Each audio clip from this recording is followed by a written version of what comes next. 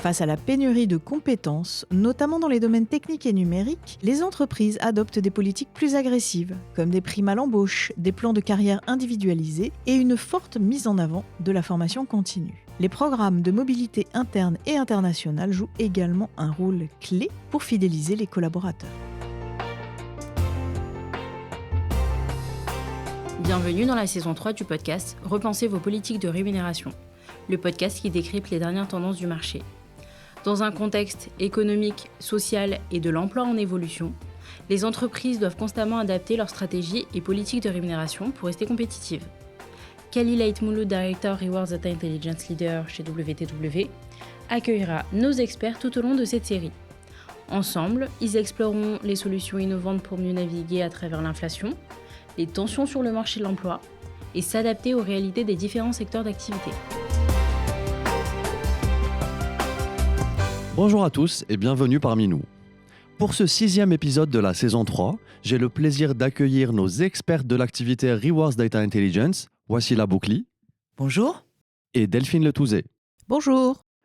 Lors de cet épisode, elles vont nous partager les principales tendances de rémunération observées dans le secteur aéronautique et défense en France grâce à nos enquêtes annuelles de rémunération. Tout d'abord, Wassila, Delphine, quelles sont les principales caractéristiques de l'enquête de rémunération Aerospace and Defense 2024 en France ? Alors, une des principales caractéristiques de l'enquête Aerospace and Defense en 2024, c'est qu'elle inclut désormais tous les types de postes et couvre les fonctions transverses qui vont être communes donc à toutes les industries, comme les RH, le marketing et la finance, mais aussi les métiers spécifiques au secteur, notamment dans les domaines de l'ingénierie et des transports.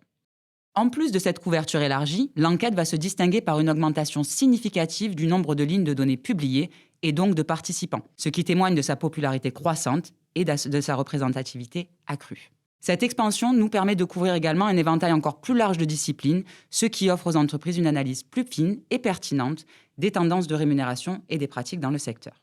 En 2024, plusieurs tendances marquent l'évolution des rémunérations dans l'industrie aérospace et défense. Tout d'abord, la participation à l'enquête a augmenté de 26% avec 44 entreprises, ce qui reflète un intérêt croissant et une confiance renforcée.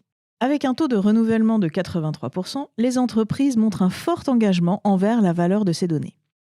La collecte s'est aussi enrichie avec des informations sur plus de 166 000 salariés, soit une augmentation de près de 200%, et l'intégration de plus de 4 000 niveaux de référence, ce qui va garantir une analyse très détaillée des pratiques de rémunération. Cette diversité se retrouve également dans la taille des entreprises participantes, que ce soit en termes de chiffre d'affaires, mais également d'effectifs, où nous retrouverons un panel d'entreprises allant de moins de 90 salariés à plus de 4 000, ce qui montre une forte représentativité à tous les niveaux. Il faut cependant noter une forte prédominance masculine qui perdure toujours dans ce secteur avec près de 75%. Et d'ailleurs, cela se retrouve également dans les sous-secteurs qui vont être couverts avec en premier lieu l'aérospace et défense qui domine avec 36% des participants, suivi par les compagnies aériennes avec 11%, l'électronique 7% et enfin les services aéroportuaires qui vont représenter 5% de notre base. Plus de 3/4 des salariés sont basés en Île-de-France et en Occitanie-Nouvelle-Aquitaine. Merci pour ces éclairages.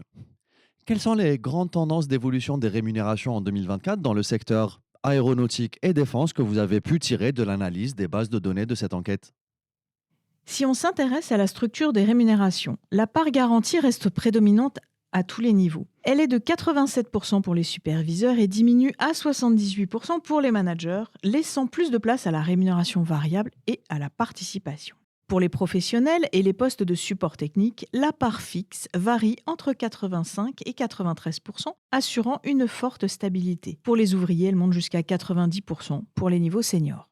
On observe que la rémunération en 2024 reste axée sur la stabilité avec une forte part de salaire garanti. Cependant, les incitations telles que la rémunération variable et la participation gagnent en importance pour les postes à responsabilité, reflétant un équilibre entre sécurité et attractivité. On constate également une vraie pénurie de main-d'œuvre, surtout sur des postes très spécialisés, comme les ingénieurs, les experts en logiciel ou les techniciens de maintenance. Les entreprises sont donc désormais obligées de proposer des salaires plus compétitifs pour attirer et fidéliser les talents, et on voit également que les négociations collectives jouent un rôle clé ici. Il faut également noter que la demande est en pleine explosion, en partie à cause des tensions géopolitiques.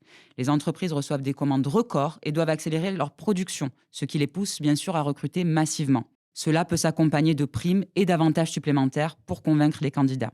Un autre point important, bien sûr, l'inflation. Beaucoup de salariés demandent des augmentations pour compenser la perte de pouvoir d'achat et les employeurs doivent s'adapter pour éviter de perdre leurs équipes. Et enfin, l'impact des nouvelles technologies. Avec des domaines comme l'intelligence artificielle ou la cybersécurité qui prennent de plus en plus d'ampleur, les compétences recherchées évoluent. Pour attirer les meilleurs talents dans ces domaines, les entreprises n'hésitent plus à mettre des moyens importants sur la table. Merci pour ces éclairages. Quelles autres pratiques et tendances de rémunération vous avez observées dans le secteur aéronautique et défense en France et que tu souhaiterais, Delphine, aborder pour conclure cet épisode?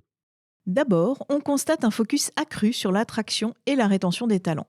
Face à la pénurie de compétences, notamment dans les domaines techniques et numériques, les entreprises adoptent des politiques plus agressives, comme des primes à l'embauche, des plans de carrière individualisés et une forte mise en avant de la formation continue. Les programmes de mobilité interne et internationale jouent également un rôle clé pour fidéliser les collaborateurs.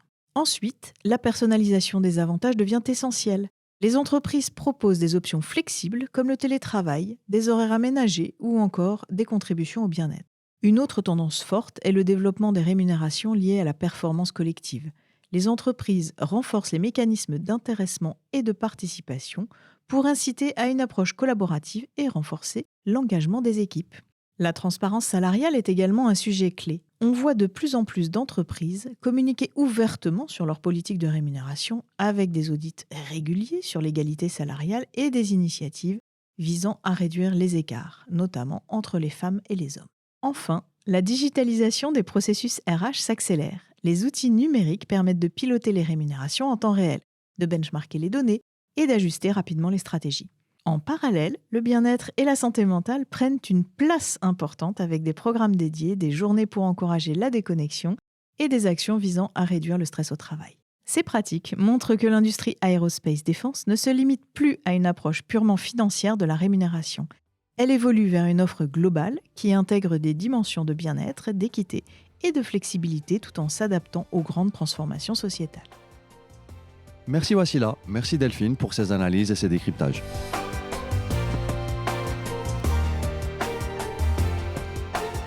Nous vous remercions pour votre écoute et espérons que cet épisode vous aura apporté des éclairages sur vos différents enjeux.